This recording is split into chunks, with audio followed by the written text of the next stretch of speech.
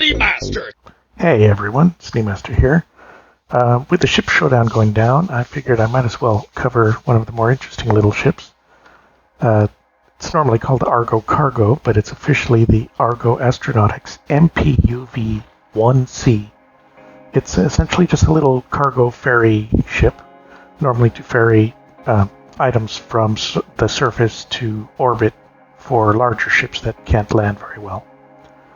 This ship is it's pretty plain. It has no weapons. It has one small shield. It has no quantum drive, so you're going to need something else to carry you around with it. It has just the basic landing gear, a little bit of VTOL, but that's about it. It's not super maneuverable, but good enough to get around for what it needs to do. This particular version only carries cargo. There is a passenger version as well, but I'll show you the inside in a little bit. There's landing gear, and if you go without the landing gear, it's got the VTOL engines right there as well. They're both combined, landing gear and engines together. And then, of course, you got the forward thrust behind the ship. It's not the most aerodynamic type of ship, but it works. Now, if you notice, you might be able to disconnect the cargo unit from the ship. And there's a little connector thing. So we're flying it about. You can get up to about 111 units. I think that's meters per second, but I have to verify. It's got a few displays up on top. Visibility is actually pretty good. You have side visibility, forward visibility.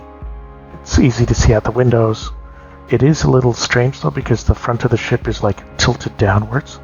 So you're actually looking a little downwards when you're looking for the ship, from the front of the ship. You have only one pilot seat.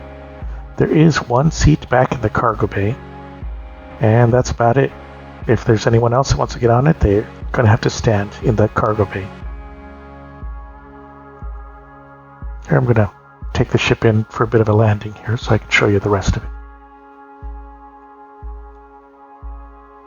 It's not a very large ship, so it's good for fitting in the hangars of larger ships like the Carrick, the 890 Jump, or any military ships like that of the larger size. It's got doors on either side of the cockpit, so you can get out from either side.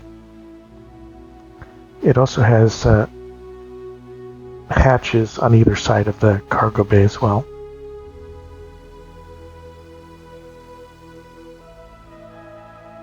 And here's the doors. You can open them from both sides.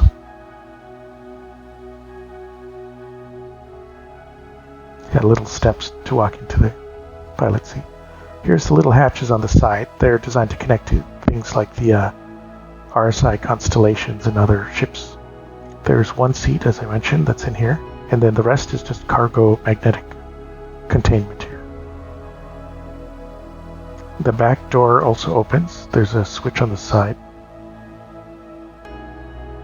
Right there, it's just like a big old button, open, close. That's about it.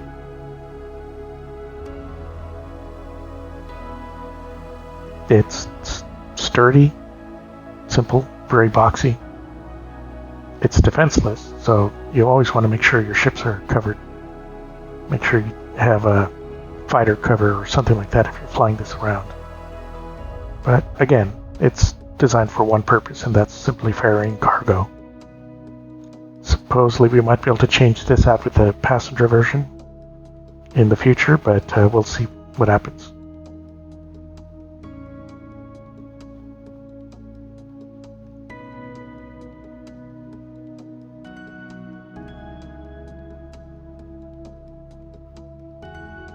We're going to take off a little, fly it around a bit.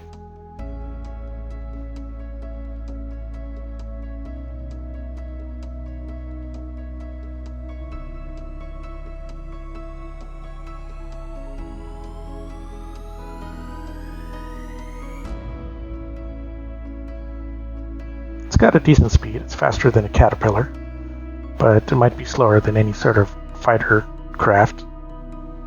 It'll be faster than any large capital ships, so that's good enough for what it needs to do.